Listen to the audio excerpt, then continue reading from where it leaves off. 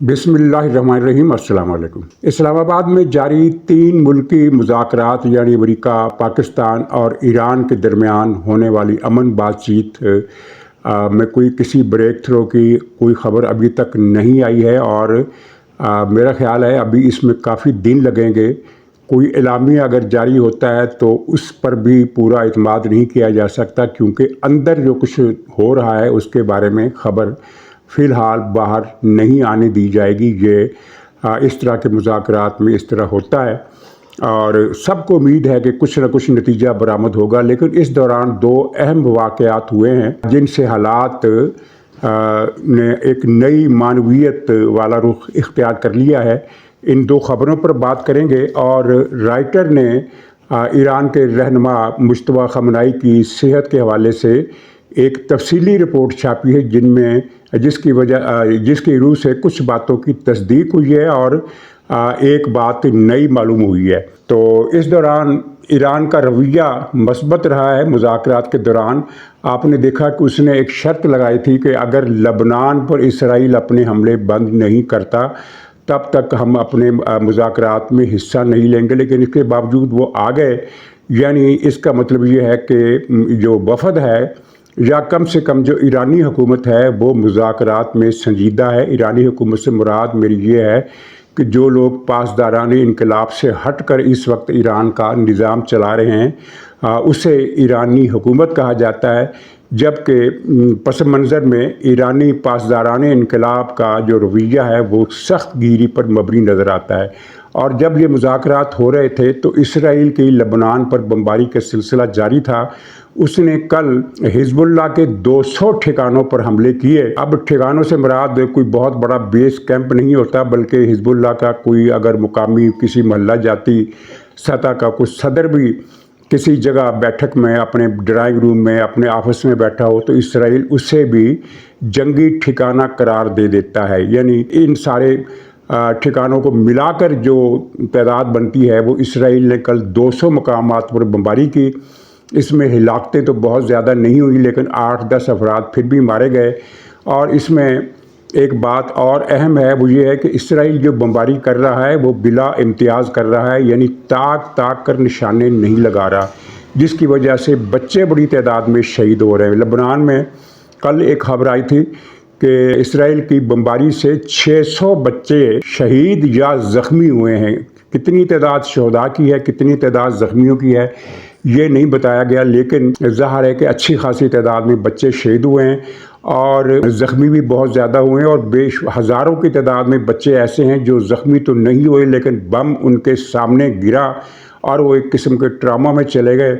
और आपके इल्म में है कि बमबारी से बच जाने वाले बच्चे तवील अरसा तक ज़हनी परेशानियों और खौफ का शिकार रहते हैं। उन्हें ख़ुद पर काबू पाते पाते बड़ा अरसा लग जाता है। अभी पिछले दिनों फ़लस्तीन से एक वीडियो आई थी जिसने बहुत वायरल हुई और जिसकी वजह से दुनिया में इस पर बड़ा सख्त रद्द-ए-अमल भी दिया गया और बड़ी दर्दनाक किस्म की वीडियो थी। वीडियो ये थी कि गज़ा के खंडरात के इलाके में बच्चियां खेल रही हैं। क्या खेल रही हैं?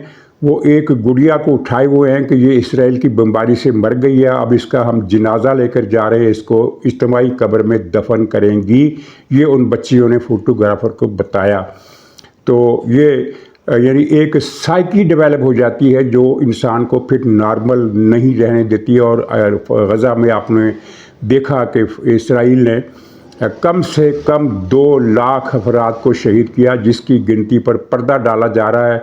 और यूएनओ के जो ज़राए हैं वो ये बताते हैं कि कोई 78 या 80 हज़ार के करीब गज़ा के लोग शहीद हुए हैं। हकीकतन 80 हज़ार शहीद नहीं हुए, 2 लाख तक तादाद इनकी गई है और इनमें 40% बच्चे हैं। 40%। अब आप तसव्वुर कीजिए कि एक ऐसा इलाका जिसकी कुल आबादी 20-22 लाख के लगभग है, यानी गुजरांवाला शहर से भी कम आबादी है, तो इतनी कम आबादी वाले इलाके में 40% का मतलब ये है कि 70, 80, 85 हज़ार बच्चे शहीद किए गए हैं 2 बरस की जंग में।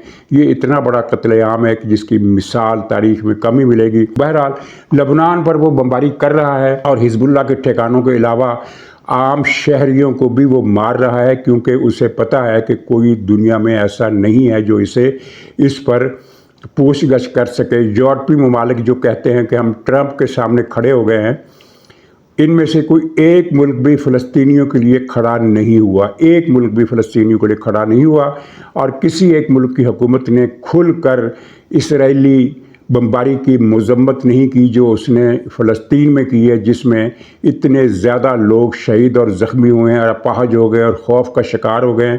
ہمیں کیا معلوم کہ غزہ کی آبادی میں کتنے لاکھ لوگ ایسے ہوں گے جو ذہنی بیماریوں کا شکار ہو کر اب نارمل زندگی گزارنے کے قابل نہیں رہے۔ ایک ایسا آدمی، ایک ایسا خاندان جس کے ارد گرد 2 سال سے بمباری ہو رہی ہو، وہ خاندان بمباری سے بچ گیا ہے، 2 سال کی بمباری کے باوجود وہ بچ گیا ہے، لیکن اس نے ارد گرد کے علاقوں میں ہر روز لاشیں اڑتی دیکھی ہیں، جنازے اٹھتے دیکھے ہیں، تو ان کی نفسیاتی کیفیت جو ہے وہ کسی صورت نارمل نہیں ہو سکتی۔ تو ایران نے اس پر مثبت رویہ اختیار کیا اور لبنان پر مسلسل بمباری جاری ہونے کے باوجود اس نے مذاکرات میں بیٹھنے سے انکار نہیں کیا۔ اس کا طرز عمل مثبت تھا۔ پاکستانی حکام کے جو ذرائع ہیں، ان سے منسلک جو ذرائع ہیں، وہ یہ بتاتے ہیں کہ ایران کا رویہ اچھا تھا، جبکہ امریکہ جو ہے وہ اپنے موقف پر ذرا سخت گیری سے ڈٹا ہوا ہے۔ وہ یورینیم اور ہرمز کم سے کم ان 2 معاملات پر تو کسی قسم کی رعایت یا نرمی یا لچک دکھانے کے موڈ میں نہیں ہے، اور یہی 3 ایشو ہیں جو بہت ہی اہم ہیں، اور مجھے تو نہیں لگتا کہ ایران اس پر راضی ہو جائے گی، کیونکہ سیدھی سی بات ہے کہ اگر ایرانی وفد یعنی ایرانی حکومت کسی امریکہ کو کوئی رعایت دینے پر آمادہ ہوگی، یعنی اس کے مطالبات پر اس نے سرنڈر کرنے کا اشارہ دیا، تو ایران کے اندر ایک قسم کی خانہ جنگی چھڑ جائے گی، اور حکومت کے حامی اور پاسداران کے حامی جو آپس میں بھڑ جائیں گے اور کچھ بھی نتیجہ نکل سکتا ہے۔ اس دوران جو 2 اہم واقعات ہوئے، ان میں ایک تو ٹرمپ کوئی گیم کھیلنے والا ہے ہرمز کے اندر، یہ نظر آ رہا ہے صاف۔ مثلا کل اس کے ٹویٹ کی بڑی شہرت ہوئی، جبکہ صورتحال اس سے پتہ نہیں چل سکی کہ دراصل ہوا کیا تھا۔ ٹرمپ کی ٹویٹ یہ تھی کہ ہمارے جہازوں نے آبنائے ہرمز میں گھس کر بارودی سرنگوں کی صفائی کرنا شروع کر دی ہے، اور ایران کے 28 جہازوں کو، 28 کشتیوں کو، 28 کشتیوں کو غرق کر دیا ہے جو وہاں بارودی سرنگیں بچھا رہی تھیں۔ اچھا، یہ بیان ٹرمپ کی طرف سے آیا، لیکن ٹرمپ کے بیان میں جو کچھ بتایا گیا اس کی خبر اس طرح سے نہیں آئی۔ خبر جو آئی وہ 2 مختلف ذرائع سے الگ الگ طریقے سے آئی۔ مختلف نیوز ایجنسیوں نے یہ خبر بریک کی کہ امریکہ کے کچھ جہاز، مینی کا مطلب متعدد بھی ہوتا ہے، اور ان میں 3 بھی ہو سکتے ہیں، 4 بھی ہو سکتے ہیں، تو جو مینی جہاز تھے، ان میں کتنے جہاز تھے یہ نہیں بتایا گیا، لیکن متعدد جہازوں کا ذکر کیا گیا، یعنی ڈسٹرائر جہازوں کا، تباہ کن جسے اردو میں کہتے ہیں، تباہ کن جہاز جو چیزوں کو ڈسٹرائے کرتا ہے، اینیمی کی پوزیشنز کو ڈسٹرائے کرتا ہے، بارودی سرنگوں کو ڈسٹرائے کرتا ہے۔ تو وہ آبنائے ہرمز کو کراس کر کے خلیج فارس میں داخل ہوئے، اور پھر واپس آ کر ہرمز کو عبور کیا، اور پھر دوبارہ بحیرہ عرب میں خلیج عمان کے راستے واپس چلے آئے۔ یہ مختلف قسم کی نیوز ایجنسیوں نے رپورٹ کیا۔ ان ایجنسیوں نے بھی تعداد نہیں بتائی، لیکن یہ تصدیق کی گئی کہ امریکہ کے کچھ جہاز وہاں دیکھے گئے ہیں آبنائے ہرمز کو کراس کرتے ہوئے۔ یہ ایک بہت بڑی ڈیولپمنٹ تھی، اور ایران کی حکومت نے اس پر تردید جاری کی اور تردید میں یہ کہا کہ متعدد نہیں بلکہ صرف ایک ڈسٹرائر امریکہ کا داخل ہوا ہرمز میں، اور ہم نے اسے وارن کیا کہ ہم اسے ٹارگٹ کریں گے، تو جس کے بعد وہ آدھے گھنٹے کے اندر واپس چلا گیا، اور اس سے زیادہ کچھ نہیں ہوا، جبکہ امریکہ کا کہنا ہے کہ ہمیں کوئی وارننگ نہیں ملی۔ اچھا، اب یہ ایک جو بھی ہے ٹرمپ کا بیان درست ہے یا اس میں مبالغہ ہے، یہ فیکٹ تو سامنے آ گیا کہ امریکہ کے جہاز داخل ہوئے ہیں آبنائے ہرمز میں۔ بذات خود یہ بڑی اہم بات ہے۔ تو یہ کیا تھا؟ کیا یہ کوئی ٹیسٹ کر رہا تھا؟ امریکہ کوئی چیز ٹیسٹ کر رہا تھا، جائزہ لے رہا تھا، کوئی ایسی رپورٹ بنا رہا تھا کہ ہم وہاں جائیں گے تو کیا نقشہ ہوگا، اور اس کے جہاز پھر واپس آ گئے۔ لیکن جو پتہ چل رہا ہے وہ یہ ہے کہ ٹرمپ کوئی نہ کوئی بڑی واردات ہرمز میں کرنے کا ارادہ رکھتا ہے۔ آج اس نے ٹیسٹر لگایا ہے، تو کل شاید پرسوں یا اس ہفتے کسی بھی دن، اور ٹرمپ کا اپنا بیان بھی آ گیا ہے کہ ہم آبنائے ہرمز کو بہت جلد کھول دیں گے، اور خبریں یہ بھی چل رہی ہیں کہ یورپ کے متعدد ملک جو ایران پر امریکی حملے کی شدت سے مخالفت کر رہے ہیں وہ ہرمز کو کھلوانے کے لیے امریکہ کے ساتھ غیر فوجی تعاون کرنے پر تیار ہو گئے۔ اب یہ غیر فوجی تعاون کا کیا مطلب ہے؟ کیا صرف بارودی سرنگیں صاف کرنے کا ایشو ہوگا؟ لیکن اگر بارودی سرنگیں صاف کرنے کے لیے غیر جنگی مشن پر فرانس یا برطانیہ یا جرمنی کے جہاز آتے ہیں تو کیا ایران ان کو نشانہ نہیں بنائے گا؟ اور اگر ایران نے ان کو نشانہ بنایا تو کیا یہ جوابی کارروائی نہیں کریں گی؟ اور اگر ایران نے نشانہ نہ بنایا تو اس کا کیا مطلب ہوگا کہ پھر ہرمز کا کنٹرول سنبھالنے کے لیے امریکہ کچھ مزید پیش رفت کرے گا؟ یہ بہت سارے سوال ایک دوسرے کے ساتھ جڑے ہوئے ہیں۔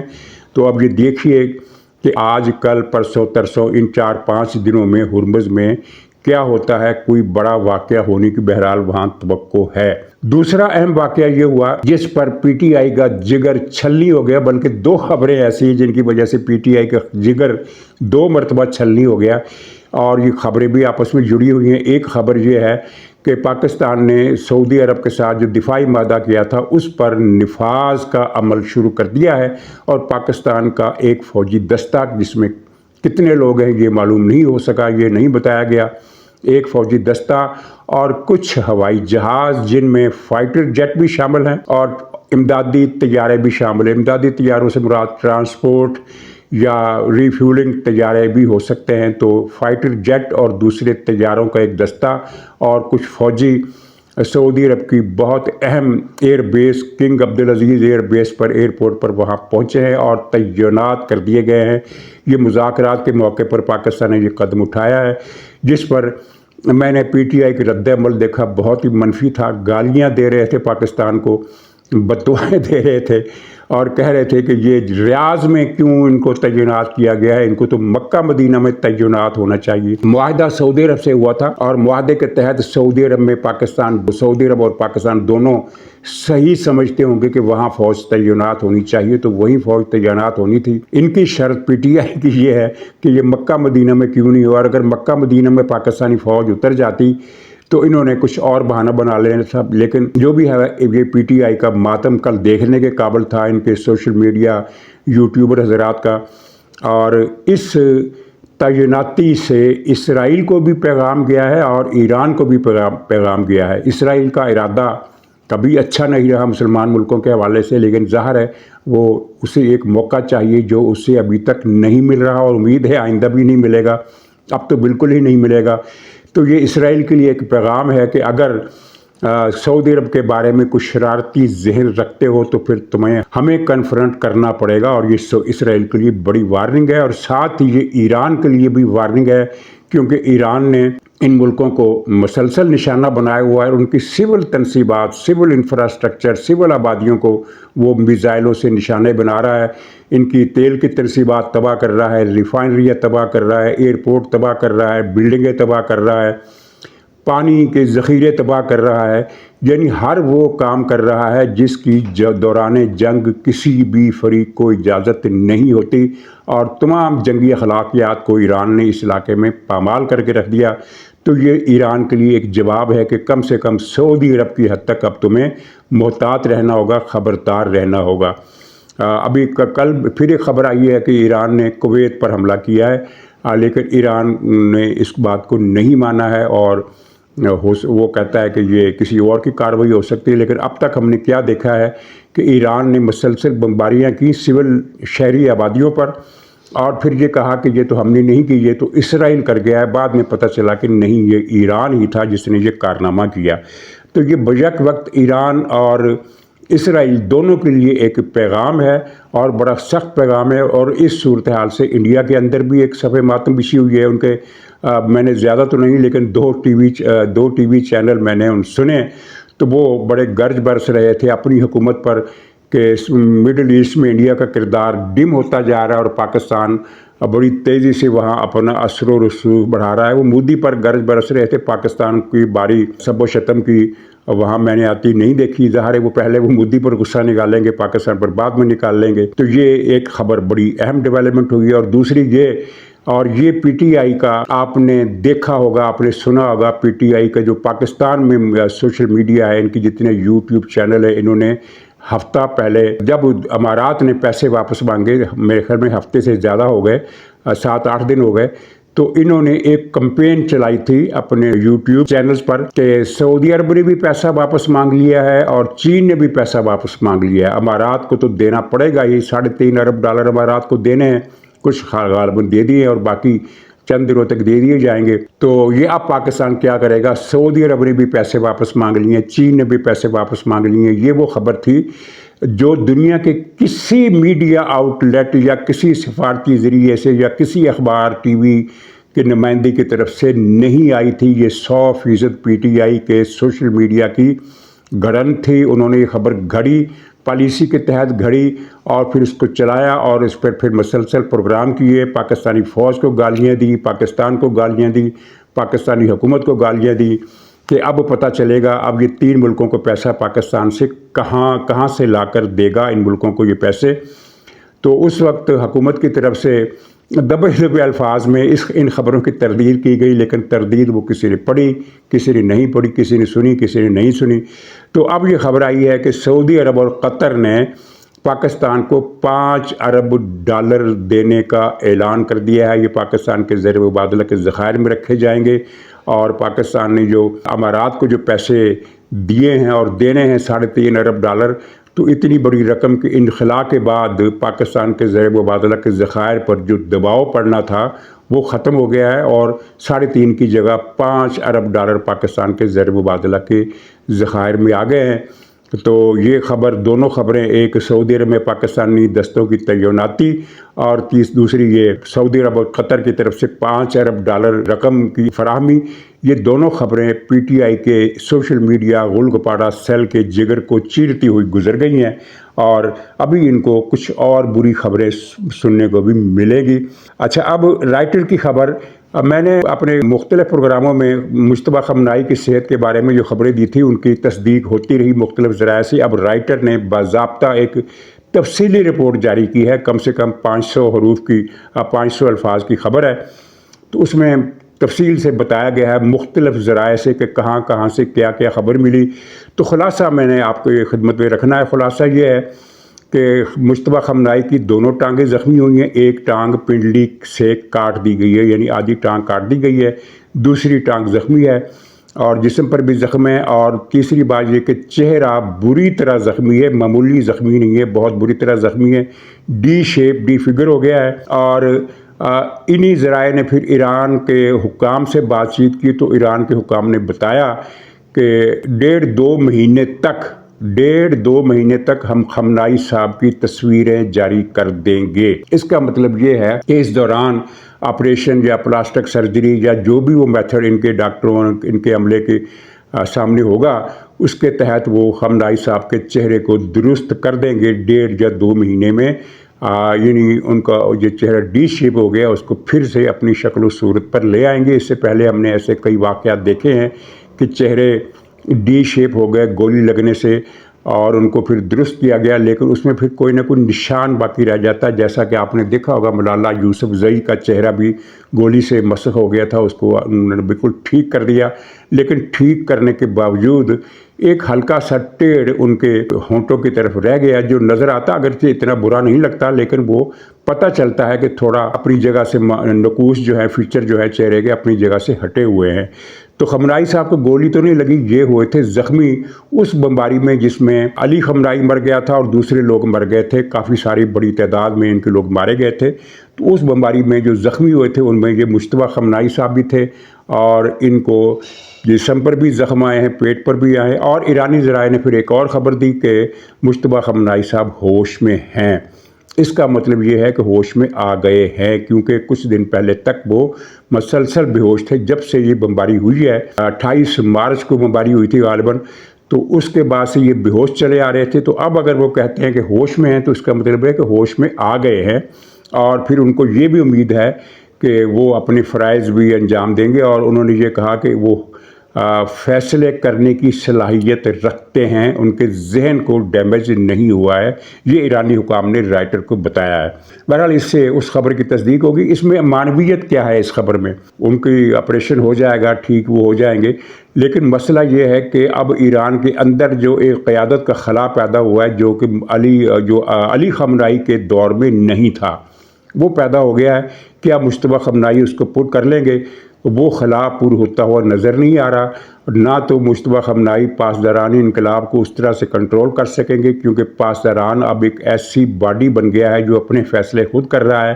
وہ مجتبیٰ خامنہئی کو اپنے فیصلے دے گا اور مجتبیٰ صاحب کو ان فیصلوں کی تصویب جاری کرنی پڑے گی کہ ہاں یہ فیصلہ میرا ہے، اس پر مہر لگانی پڑے گی۔ اور پھر دوسرا یہ ہے کہ جو سول ڈھانچہ ہے ایرانی حکومت کا، اس کے اور پاسداران انقلاب کے درمیان خاصے فاصلے بڑھ گئے ہیں۔ یہ فاصلے مذاکرات کے نتیجے میں مزید بڑھ سکتے ہیں اور کوئی حادثہ ہو سکتا ہے ایران کے اندر، ایسا حادثہ جس کی توقع نہیں کی جا سکتی ہوگی۔ ناظرین اجازت دیجیے، انشاءاللہ اگلے بلاگ میں ملاقات ہوگی، تب تک کے لیے خدا حافظ۔